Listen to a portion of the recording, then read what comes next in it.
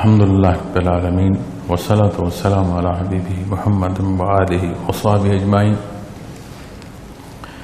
اما بعد فاعوذ باللہ من الشیطان الرجیم بسم اللہ الرحمن الرحیم ربنا ما خلقت هذا باطلا سبحانك فقنا عذاب النار ربنا انك من تدخل النار فقد اخزيته وما للظالمین من انصار اللهم سبحانك لا علم لنا إلا ما علمتنا إنك أنت العليم الحكيم مولاي صل وسلم دائما أبدا على حبيبك من زانت به الرسل معزز سامعین کرام السلام علیکم ورحمۃ اللہ وبرکاتہ۔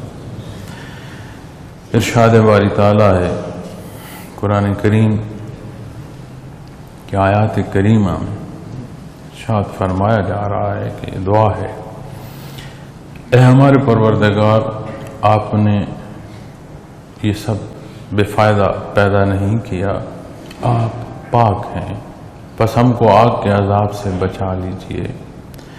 اے ہمارے پروردگار، بے شک جس کو آپ نے آگ میں داخل کیا تو یقیناً اس کو آپ نے رسوا کیا اور ظالموں کا کوئی مددگار نہیں۔ اللہ اور اس کے حبیب صلی اللہ علیہ وسلم نے ہمیں جو تعلیم فرمایا، جو الفاظ ہمیں تعلیم فرمائے، پھر خصوصاً قرآن کریم جو کلام ذاتی ہے، اعلیٰ ترین انداز، اعلیٰ ترین الفاظ، وہ باریکی جو ہمیں اپنی حیثیت پر کھڑا کرتی ہے، وہ خوبصورتی جو اللہ کی شان بیان کرتی ہے، یہ بہت پہلو جو ہیں اس میں پنہا ہوتے ہیں۔ تو یہاں جو دعا ہے قرآن کریم کی، اور یہ دعا وہ الفاظ ہیں جو اللہ کریم نے ہمیں عطا فرمائے ہیں۔ اللہ کی مخلوق کے معاملات ہیں، جہاں واقعات بیان فرمائے جا رہے ہیں، وہاں کیفیات اور حال بیان کیے جا رہے ہیں، اور متصل جو آیا کریمہ ہے اس سے پہلے، اس میں لوگوں کا وہ حال، الذین یذکرون اللہ قیاما وقعودا وعلی جنوبہم، کہ جو اللہ جل شانہ کو کھڑے بیٹھے اور لیٹے یاد کرتے ہیں۔ ہم نے ابھی تھوڑی دیر پہلے جو اپنی میٹنگ میں پوائنٹس پر بات کی معزز سامعین کرام، اس میں ایک نقطہ ایسا بھی تھا کہ ایک اجتماعی طور پر جو غفلت ہے، چونکہ جب بات کمزوریوں کی آتی ہے تو کمزوری کا سبب بنیادی طور پر غفلت ہوتی ہے، تو اجتماعی طور پر جو غفلت ہے، اگر ہم اسے اور اس کی باریکیوں کو دیکھیں تو وراثتاً دین اسلام ہمیں نصیب ہوا، ہماری کثیر تعداد بطور توارث مسلمان ہے، آباء و اجداد مسلمان، ہم آگے مسلمان۔ ایسے لوگ بھی ہیں جن کی اس طرح پشتیں جو ہیں وہ اسلام میں نہیں تھیں، نئے داخل ہونے والے بھی ہیں، لیکن کثیر ہماری جو تعداد ہے اس میں بات نسلوں کی آ جاتی ہے۔ اب جب بات نسلوں کی آ گئی تو دعویٰ ایمان ابتدا ماننے کی، پھر اس ماننے کا اختیار کرنا، اس اختیار سے نتائج کا مرتب ہونا، تو معزز سامعین کرام پھر ہمارے جو بول چال ہے، ہماری جو گفتار ہے، ہمارا جو لین دین ہے، ہمارے جو معاملات ہیں، پھر ایک ایک عمل شہادت دیتا چلا جائے کہ ہاں انہوں نے اللہ کا حکم مانا ہے، ہاں انہوں نے نبی کریم صلی اللہ علیہ وسلم کا اتباع اختیار کیا۔ اور ہم جب اپنے معاشرے میں دیکھتے ہیں تو ان باریکیوں کی بحث نہیں کی جا سکتی، بے شمار نقائص ہیں۔ کیا سبب؟ کہیں کوئی شے ایسی تو نہیں ہے کہ جو ہم سے چھوٹ گئی۔ اب جب ان چیزوں کو دیکھتے ہیں، میں نے عرض کیا کہ ہم سر تا پا ایک ایک باریکی کو دیکھتے ہیں۔ میں ایک دفعہ کہیں کھانا کھا رہا تھا تو میرے ہاتھ میں کانٹا تھا، اس کانٹے سے میں کھا رہا تھا، تو جو دیکھ رہا تھا اس نے میرے ساتھ اعتراض کیا کہ حضرت آپ کیسے لوگوں کو دین سے کھا رہے ہیں، خود تو سنت کے مطابق کھا نہیں رہے۔ اب کسی کا حال کوئی کیا جانتا ہے۔ اسی طرح ایک دفعہ ہم بیٹھے، دوست کھانا کھا رہے تھے، تو ان کھانا کھاتے ہوئے دوستوں میں ایک دوست کو اتنا کھلایا جا رہا تھا، صرف اس بات سے طے کہ یہ جو پلیٹ کا خالی کرنا ہے یہ سنت ہے. اب جس نے پلیٹ بھری ہے وہ اور ہے، جس کو کھلائی جا رہی ہے وہ اور ہے، کتنا وہ کھا سکتا ہے. تو وہ پریشان تھا. تو میں نے ان سے عرض کی کہ حضرت نبی کریم صلی اللہ علیہ وسلم کا فرمان ہے کہ جان بچانا فرض ہے، آپ اسے سنت کا بیان کر کے کھلا رہے ہیں. معاملہ بڑا نازک ہے کیونکہ بات آتی ہے ارشادات محمد رسول اللہ صلی اللہ علیہ وسلم. اسی طرح میں اکثر دیکھتا ہوں کہ ہم دیکھتے ہیں کسی کو، اس کے دیکھنے میں ہم کیا اعتراض ڈھونڈ رہے ہیں اور وہاں حقیقت کیا ہم نہیں جانتے. تو ہر ایک کا معاملہ اپنے اللہ سے ہے، ہم کمزور ہیں. تو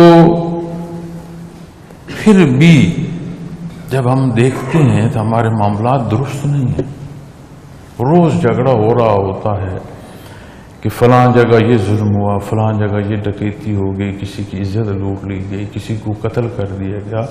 اگر ہر ایک کو آخرت کے حساب کتاب کا یقین ہو، ہم میں سے ہر ایک کو یہ یقین ہو کہ جس طرح دوسروں کو میں لحد میں اتار رہا ہوں مجھے بھی اس میں اترنا ہے، مجھے یقین ہو کہ نبی کریم صلی اللہ علیہ وسلم کا فرمان کتنا حق ہے کہ میرے ساتھ میرے دولت نہیں جائے گی، میرے ساتھ میرے لوگ اور خدمتگار نہیں جائیں گے، اعمال جائیں گے، اور وہ کیسے ہیں اور انہی کے مطابق حساب ہو.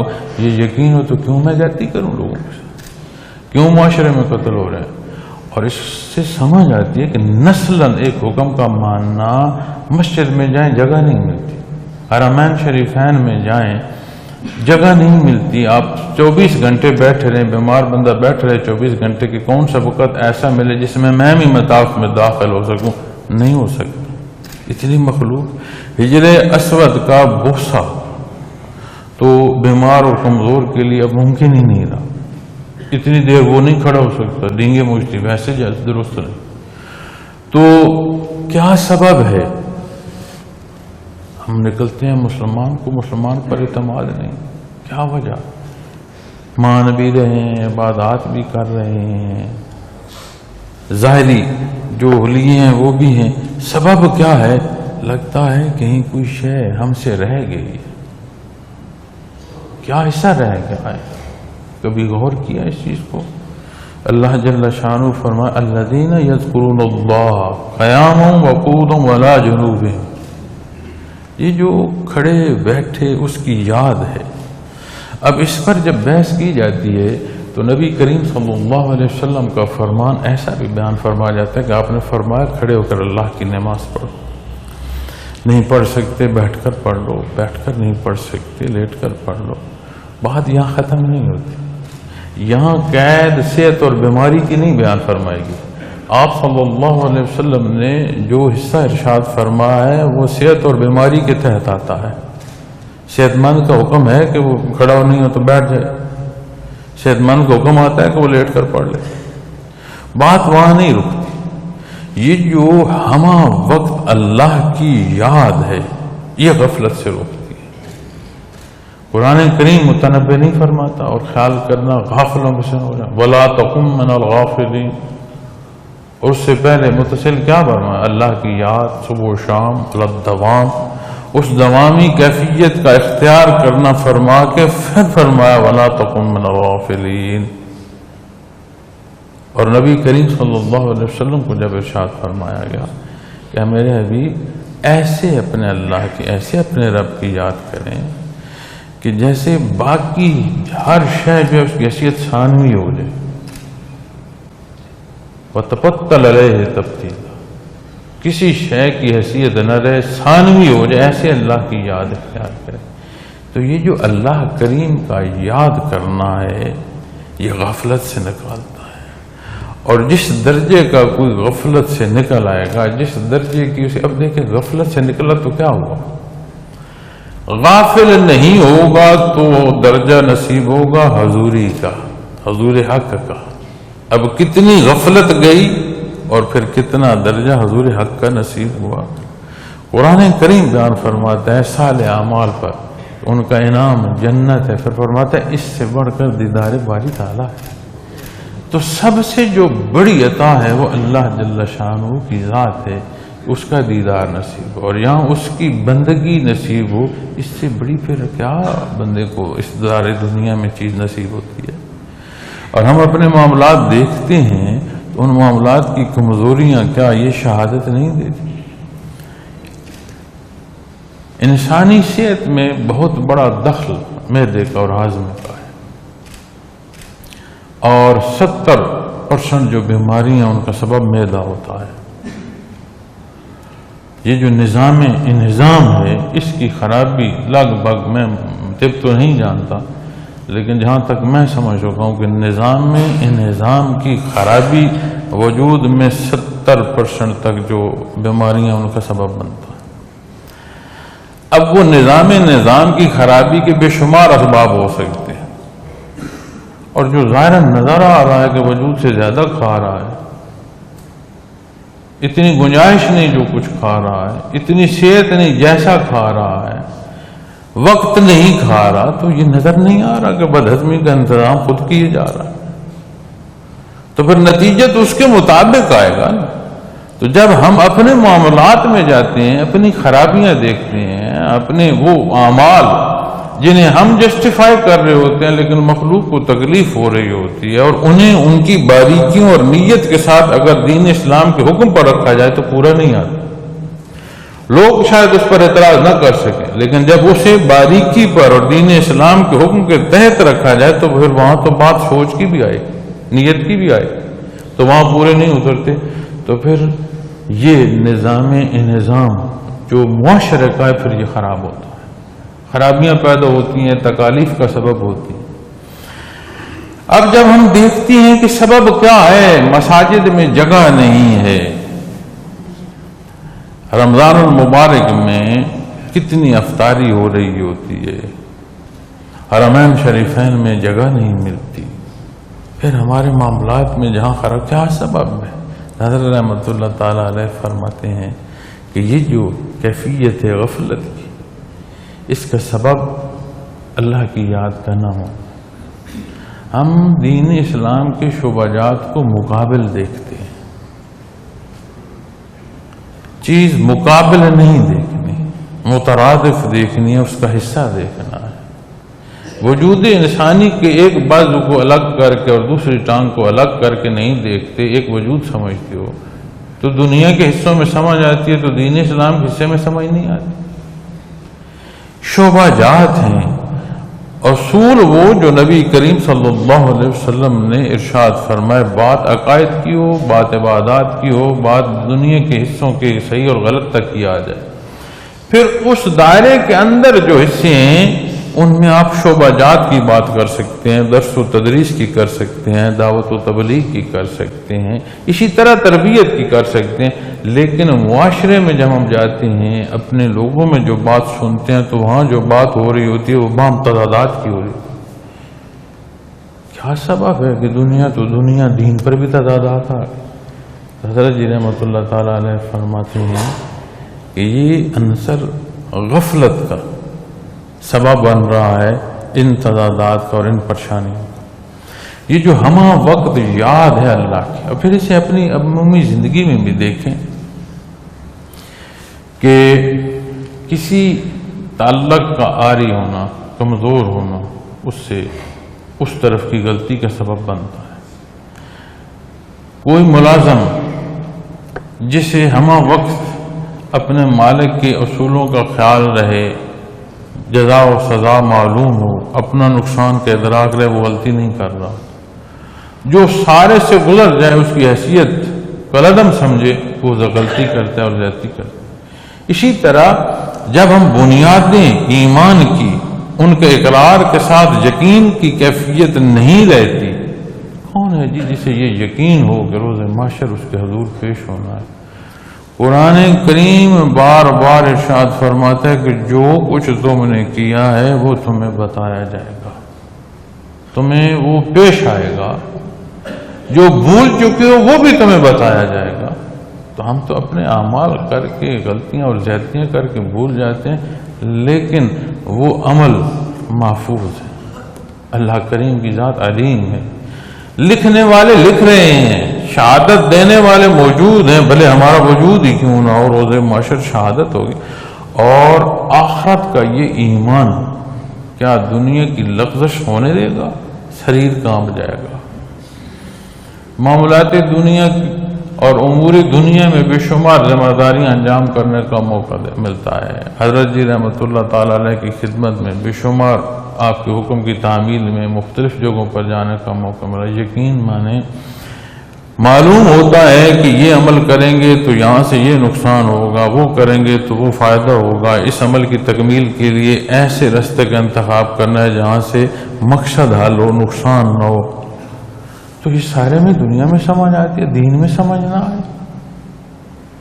اس کا مطلب ہے کہ دنیا کے جو اصول ہیں، جو فانی اور عارضی جہان ہے، اس کا یقین ہے۔ کیوں کہ تمنا دنیا کی طرف ڈھلائی، پسند اور چاہت دنیا کی ہو گئی تو وہ مقدم ہو گیا اصول۔ یہ جو اللہ کریم کی یاد ہے معزز سامعین کرام، اور ہمہ وقت جو یاد ہے، یہ جو اللہ کا ذکر ہے اور اس کیفیت اور حال سے آشنائی ایک ہمہ وقت حضوری کی کیفیت ہو، اللہ کریم کی حضوری نصیب ہو، تو پھر کیا وہ اللہ کریم کے حکم سے دور ہوگا؟ کیا اس کی ایمان کی کیفیت کمزور ہوگی؟ کیا دنیا کی صبح و شام میں ایمان بالآخرہ جو ہے اس پر کوئی دھول پڑ جائے گی؟ کیا یہاں آنکھ کھولتے اسے روز محشر کے قیامت کا اور قائم ہونے کا کیا وہ نظر نہیں آئے گا؟ ہر عمل میں نظر آئے گا۔ پل صراط کی باریکی بیان فرمائی جاتی ہے، وہاں کی سختی بیان کی جاتی ہے، لیکن یہاں کا ہر عمل پرصراط کے ایک قدم کا سبب بنتا چلا جا رہا ہے۔ تو یہ باریکیاں کیوں نہیں نظر آ رہی؟ کیا مطلب ہے؟ غفلت چھا رہی ہے۔ وہ غفلت ہمیں ایسا کمزور کر رہی ہے کہ ہمارے اعمال جو ہیں ان کے اندر صدق نہیں رہا، سچائی نہیں رہی، ان کے اندر کمزوری آتی ہے۔ پھر کیا حل ہے؟ بڑا سادہ سا حل ہے کہ جو چیز چھوٹ گئی اسے واپس پلٹ کر اختیار کیا جائے۔ جب اسے اختیار کریں گے پھر ویسے نتائج میسر ہیں۔ اور دین اسلام اور اس کا اختیار کرنا، اس کے ایسے سنہری اصول ہیں کہ دنیا کی زندگی میں جو ہے اس میں بھی ترقی نصیب ہوتی ہے۔ نبی کریم صلی اللہ علیہ وسلم نے جب دار دنیا سے پردہ فرمایا، اب جتنی بڑی حیثیت، جتنی بڑی شان آپ صلی اللہ علیہ وسلم کی، ایک لحظے کو سوچے تو صحیح، آپ نے پردہ فرمایا اور کتنا بڑا حادثہ کہ حضرت عمر فاروق رضی اللہ تعالیٰ عنہ جیسی ہستی لرز اٹھی۔ صحابہ کرام رضوان اللہ علیہ مجمعین کوئی بیٹھے ہیں تو شاید ساری زندگی بیٹھے رہے، اٹھ نہ سکے، اتنا اثر پہنچا، اتنی تکلیف پہنچی۔ لیکن آپ صلی اللہ علیہ وسلم کا جو حکم ہے اس کے نفاذ میں کوئی کمی تاریخ بتاتی ہے؟ کیوں؟ یہ دین اسلام ہے، اللہ کریم کا حکم ہے، اس پر جو عمل کیا جائے گا اس کے نتائج دار دنیا میں بھی خوبصورت ہوں گے، سنہری ہوں گے، عیاں ہوں گے، معاشرے میں اس کی خوبصورتی بھی اور نکھار بھی نظر آئے گا، اس کی خوشبو بھی محسوس ہوگی۔ تو ہی تو آئندہ آنے والے 23 سال میں معلوم دنیا کے 3 حصوں پر اسلام نافذ تھا۔ کیا سبب ہے کہ قرآن کریم کلام ذاتی ہمارے پاس، ارشادات محمد رسول اللہ صلی اللہ علیہ وسلم ہمارے پاس، ایک ایک حصہ، ایک ایک اصول دین کا ہمارے پاس، ہم وراثتاً ان اصولوں کو مانتے ہوئے آ رہے ہیں، اور ہمارے معاملات میں کیوں ایسا نہیں آ رہا نکھار، اس میں خوبصورتی کیوں نہیں آ رہی؟ اللہ کریم ہمیں یہ توفیق عطا فرمائے کہ یہ یاد اللہ کی نصیب ہو۔ اور میں نے پہلے عرض کیا تھا کہ یہ ملکیت نہیں ہے کسی کی، یہ اللہ کی عطا ہے اور مخلوق کے لیے عام ہے۔ معاملہ مالک اور مخلوق کے مابین ہے، اور اگر مخلوق ہو کے کوئی نہ چاہے تو مالک کے ہاں کیا کمی ہے؟ میں ہوں تو کیا، میں نہ ہوں تو کیا؟ یہ بڑی سمجھنے کی چیز ہے۔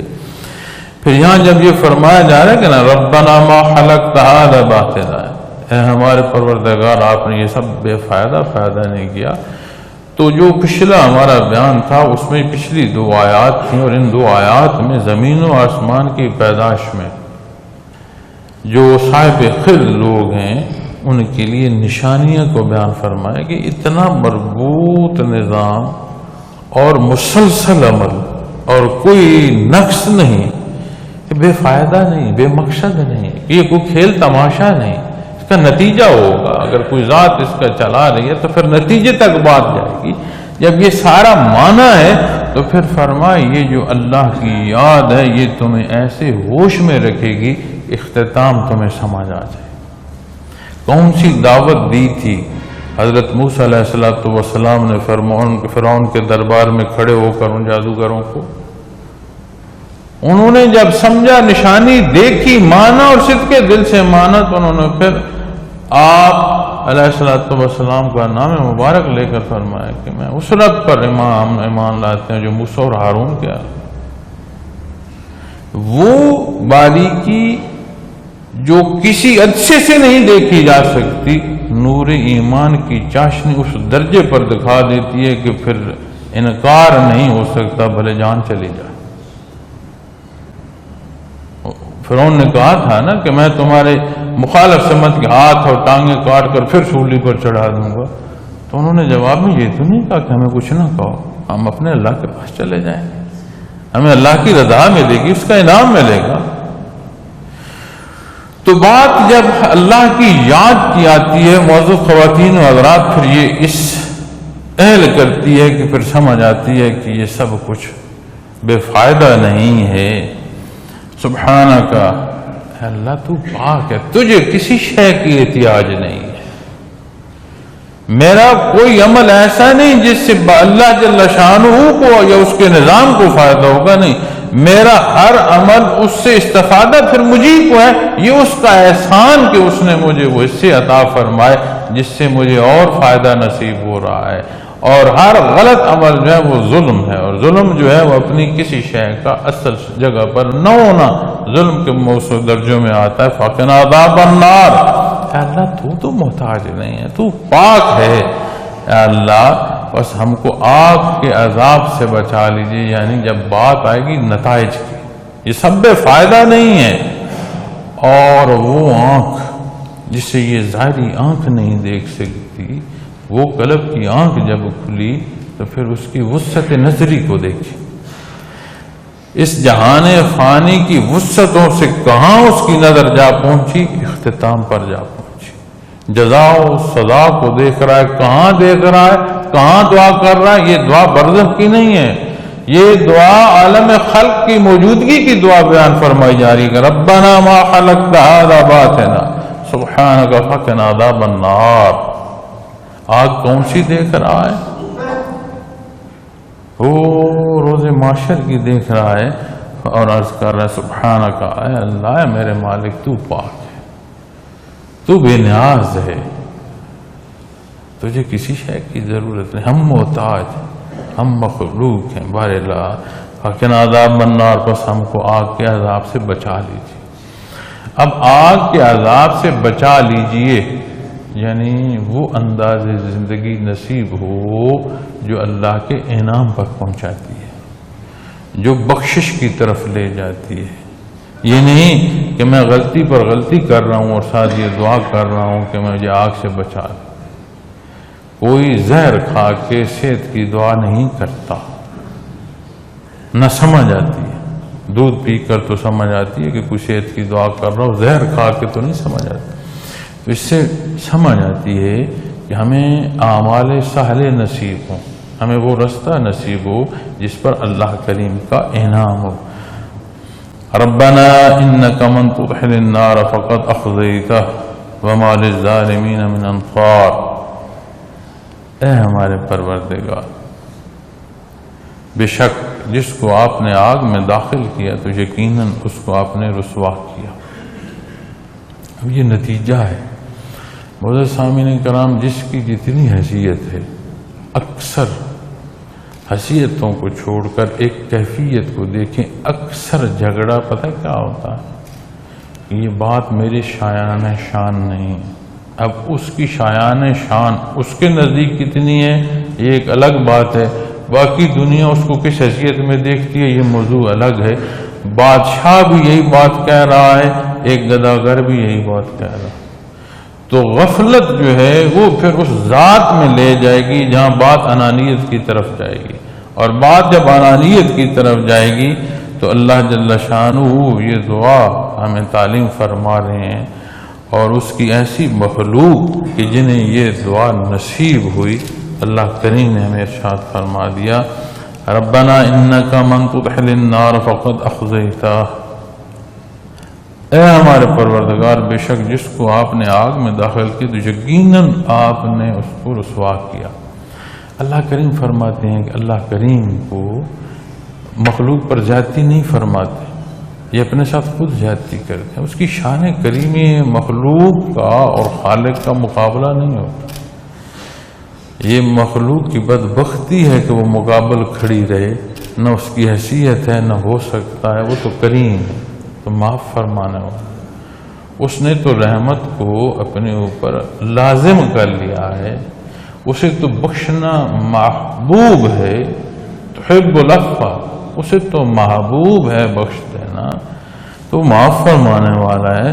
تو جب یہ دعا کی جاتی ہے کہ ہمارے راہ میں آب میں جو داخل کیے تو رسوا، تو سمجھ آتی ہے کہ یہ جو انا ہم لیے پھرتے ہیں اس عالم فانی میں، یہ جو انا کا دعویٰ ہے یہ جھوٹا، جس انا کو ہم لے کر پھر رہے ہیں اس کی بات ہے۔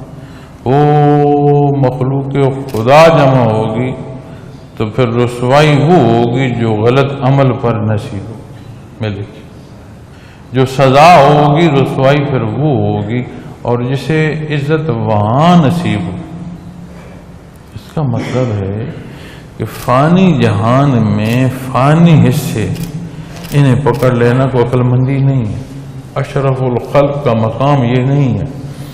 اصل عزت وہ ہے جو اللہ کریم کے ہاں، اتقاکم، جو متقی ہو، اسے اس کے حضور جو عزت و مقام اس کا ہو۔ حضرت عمر فاروق رضی اللہ تعالیٰ عنہ اونٹ کی مہار پکڑے چل رہے ہیں، غلام اونٹ پر بیٹھا ہے۔ حضرت کیا ماجرا؟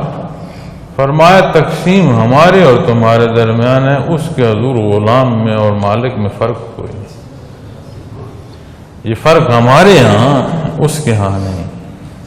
جو جتنا متقی ہوگا اتنا اسے درجہ نصیب ہوگا، جتنا اللہ کا قرب ملے گا اتنا اس کا درجہ ہوگا، اور عجیب مدارج ہیں وہ، ایسی عظمت عطا فرماتے ہیں وہ مدارج کہ مفاہیم بدل جاتے ہیں، بلندی کے، عظمت کے، بڑائی کے مفاہیم بدل جاتے ہیں۔ دنیا میں بلندی اونچائی کو کہتے ہیں، انا اپنے ہونے کو کہتے ہیں، اور یہ کیفیت جو حضور حق کی ہے ایسی عطا ہے کہ یہ نہ ہونے پر پہنچا دیتی ہے، یہ سمجھا دیتی ہے، اس حقیقت سے آشنا کر دیتی ہے کہ ہے کوئی کچھ نہیں تو کون ہے بھائی کچھ؟ جو کوئی ہے، جو کچھ ہے اس کے حکم سے ہے نا، اس کا حکم نہ ہو تو کون ہے اور کیا کچھ ہے؟ کو دکھاؤ تو سے شے بچتی ہے پیچھے۔ تو جب بات حکم سے ہے معزز سامعین کرام، تو پھر جو کچھ ہے تو اس کی ذات۔ تو اسی لیے روحانی ترقی جو ہے، اور حضرت رحمۃ اللہ علیہ فرماتے ہیں کہ اگر کسی نے اپنے منازل سلوک میں دیکھنا تو اپنے اعمال دیکھ لے، معاملات دیکھ لے، اسے سمجھ آ جائے۔ تو جو اس کا قرب نصیب ہوتا ہے، جو اللہ جل شانہ کی جو ہے تعلق، اور تعلق میں اللہ میں اضافہ نصیب ہوتا ہے، تو ادراک ہوتا جاتا ہے کہ کوئی کچھ نہیں ہے، جو ہے اس کی ذات ہے۔ اور جب یہ سمجھ آ جاتی ہے تو یہ جو جھگڑے میرے اور آپ کی بڑائی کے ہیں پھر یہ ختم ہو جاتے ہیں، ان کی حیثیت نہیں رہتی۔ جب ان کی حیثیت نہیں رہتی تو پھر سمجھ آتی ہے، یہاں جو فرمایا رہا ہے نا کہ من تدخل النار فقد اخزیت، کہ رسوائی پھر کیا ہے؟ رسوائی پھر وہ ہے جو اس تعلق سے ٹوٹ گیا، جس کے ہاتھ سے یہ تعلق ٹوٹ گیا، رسوائی تو پھر وہ ہے۔ اور جسے اللہ جل شانہ کے حضور عزت نصیب ہوئی، اس کی عزت میں کمی بیشی کا کوئی اور کسی کے پاس پھر اختیار ہو۔ عموماً تصوف پر مبہم بات جو کرنا، اسے بہت پہنچی ہوئی بات سمجھا جاتا ہے کہ بزرگوں نے بڑی بات کی ہے، کیا کی ہے جی؟ وہ بہت اوپر کی بات تھی، نبی کریم صلی اللہ علیہ وسلم نے تو ایسے ارشاد کو نہیں فرمایا جو کسی کی سمجھ میں نہ آ رہا ہو، جسے مخلوق نے سمجھ کر اختیار نہ کیا ہو، جو متصل ثابت نہ ہو، تو سمجھ آئی کہ ہر وہ بات پہنچی ہوئی ہے جو ان حدود و قیود میں ہے جو نبی کریم صلی اللہ علیہ وسلم نے بیان فرمائی۔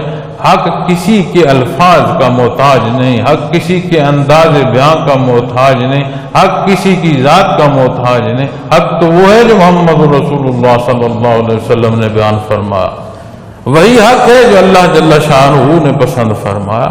تو پھر مبہم کیا ابہام تو دین اسلام میں ہے کوئی نہیں، ہر چیز ظاہر ہے اور ہر چیز کا نتیجہ ظاہر ہے، عمل تو کر کے دیکھ۔ وَمَا لِلظَّالِمِينَ مِنْ أَنصَارٍ، پھر یہ بات بھی تعلیم فرمائی جا رہی ہے کہ یہ جو غلط فہمی ہوتی ہے نا کہ فلاں میرے ساتھ ہے، فلاں کام کر لوں گا، ایسے معاملات کو میں دیکھ لوں گا، فرمایا ظالموں کا پھر کوئی مددگار نہیں ہے۔ وَمَا لِلظَّالِمِينَ مِنْ أَنصَارٍ، اور ظالموں کا کوئی مددگار نہیں۔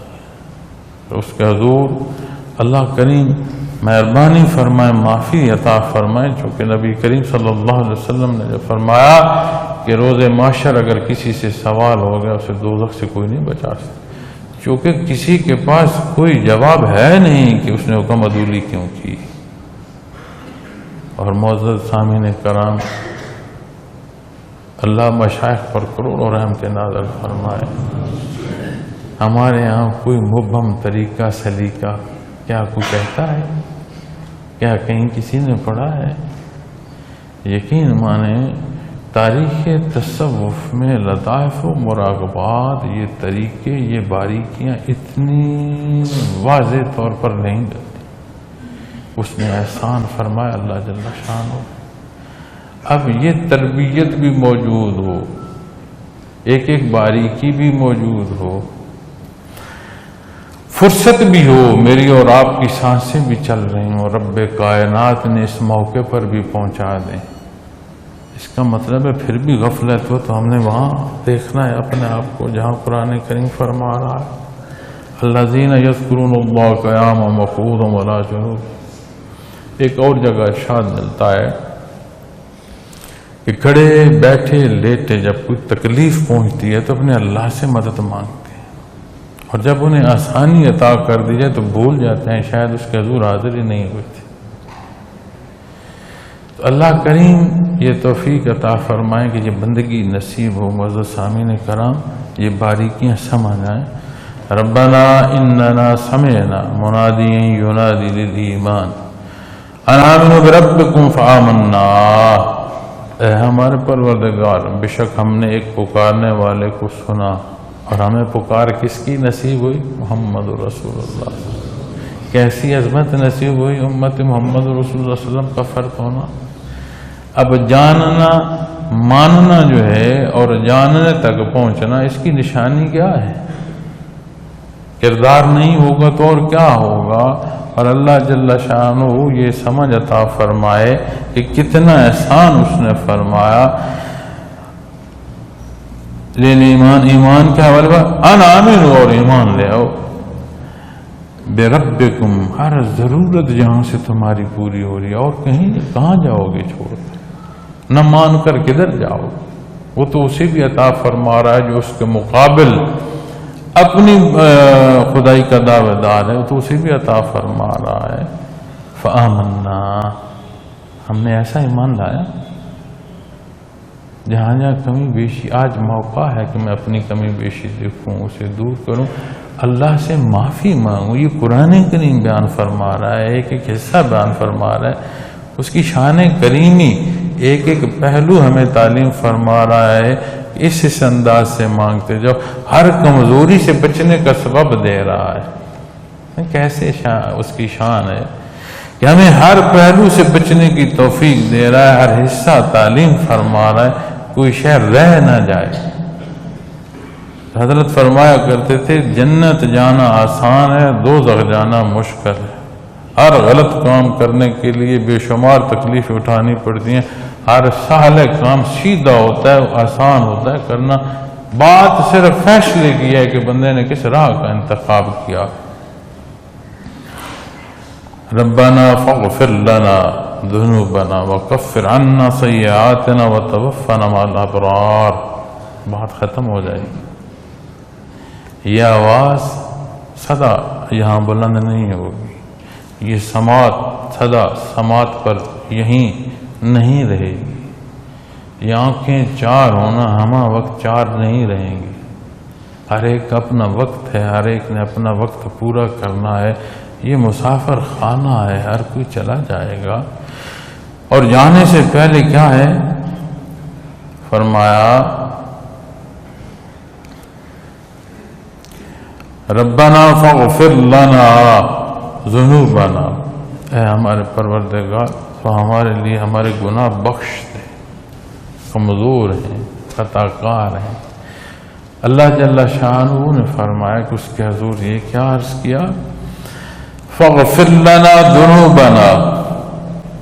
بڑی باریک سے باریک بات بھی اس دعا میں, اس گزارش میں آ جائے. بہت بڑی بڑی غلطی پر بھی آئے گی, اور باریک سے باریک شے جسے ساتھ والا نہ سمجھ پائے, اس کی ذات جانتی ہے, اس سے بھی معافی کا حصہ نصیب ہو رہا ہے. فرمایا وکفر عنا سیئاتنا, اور ہماری برائیاں ہم سے دور کر.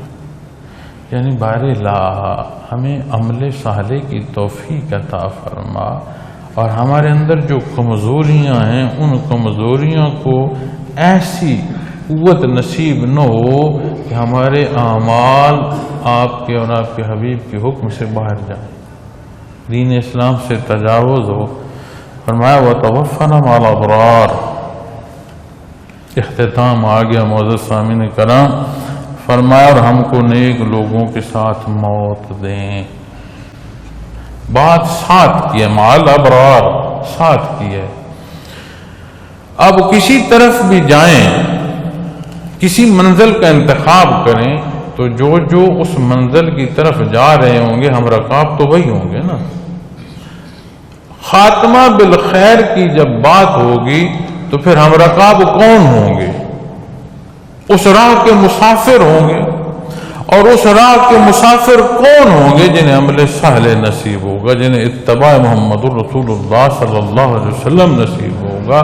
وہ لوگ ہوں گے جن پر اللہ راضی ہوگا, وہ لوگ ہوں گے جنہیں اللہ کے حکم پسند ہوں گے, وہ لوگ ہوں گے جو اپنی مرضیاں قربان کریں گے, وہ لوگ ہوں گے جو اللہ کے حکم پر اپنی گردنیں لٹا رہے ہیں.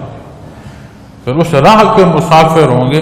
ہم رکاب تو وہی ہوں گے نا جو مع الابرار اس طرف کے مسافر ہیں. نیک اختتام کو پہنچنا پھر ایسے لوگوں کا ہی ساتھ ہوگا تو اس طرف کے جائیں گے. فرمایا وتوفنا مع الابرار, ہم کو نیک لوگوں کے ساتھ موت دیں. معزز سامعین کرام, موت حقیقت ہے, اور جب تک قیامت کے دن اسے بھی ایک مینڈے کی صورت میں ذبح نہیں کر دیا جاتا, یہ ایک ایسی حقیقت ہے اس خلق پر وارد ہوتی ہے. موت و حیات کا یہ مسلسل عمل اس عالم خلق میں جاری ہے, جس کا اختتام پھر حتمی موت پر آئے گا. ہر شے تباہ ہوگی, کل من علیہا فان, ہر شے پر پھر وارد ہوگی یہ تباہی. اللہ جل شانہ ہمارے حال پر رحم فرمائے, ہماری کمی بیشی معاف فرمائے. ہماری یہ جو فرصت بغایا ہے اس میں ہمیں ایسی زندگی کی توفیق عطا فرمائے جس کی تعلیم ہمیں قرآن کریم سے مل رہی ہے. اللہ جل شانہ ہمارے وطن عزیز پر رحم فرمائے. معزز سامعین کرام, میں اکثر سوچتا ہوں کہ کوئی نہ کوئی پہلو ایسا چل رہا ہوتا ہے کہ ہمارے ملک میں استحکام نہ آئے. کبھی وہ مذہبی جھگڑے کے تحت چلتا ہے, کبھی وہ دہشت گردی کے تحت چلتا ہے, کبھی وہ انتظامی امور میں فسادات کی صورت میں چلتا ہے, کبھی سیاسی صورت میں چلتا ہے. یاد رکھیں اللہ کریم نے یہ وطن ہمیں بے شمار قربانیوں کے بعد عطا فرمایا. ہماری مائیں بہنیں بیٹیاں قربان ہوئے ہیں, ہمارے بزرگ ضعیف قربان ہوئے ہیں, جوانوں نے اپنے سینوں پر زخم کھائے ہیں, اپنی گردنیں قربان کی اڑائی ہیں اس وطن عزیز کے حصول کے لیے. اور جنگ کیا ہے, جھگڑا کیا ہے کہ اقتدار کس کے پاس ہے اور کس کے پاس نہیں. تو جب ہم ان حیث القوم اس میں قوت اور طاقت کے حصول کے لیے اصول و ضوابط چھوڑیں گے تو ہمارا ہر عمل جو نقصان دے گا وہ مجھے اور آپ کو فائدہ دے نہ دے ہمارے ملک کو نقصان ضرور دے گا۔ تو سب سے پہلے اسلام پر عمل کیا جائے تو پھر ہمیں پاکستان کی اہمیت بھی سمجھ آئے گی، پھر ہمیں حب الوطنی کی حقیقت بھی معلوم ہوگی، پھر ہمیں ہم وطن جو ہیں ان کے جو حقوق و فرائض ہیں اس کا بھی لحاظ ہوگا۔ اللہ کریم توفیق عطا فرمائے کہ ہمارا ہر عمل، ہر بات اپنے ملک کی تعمیر کے لیے ہو، ہمارا کوئی عمل، کوئی کلام ایسا نہ ہو جو ہمارے ملک میں تخریب پیدا کرے، اور اللہ کریم ہمیں اتفاق عطا فرمائے۔ عامت الناس کو بھی اور ہمارے سربراہان کو بھی اللہ کریم ہدایت عطا فرمائے۔ اللہ کریم میرا اور آپ کا حامی و ناصر ہو۔ وآخر دعوانا الحمدللہ رب العالمین۔ الحمدللہ رب العالمین، والصلاة والسلام علی حبیبہ محمد وآلہ وصحبہ۔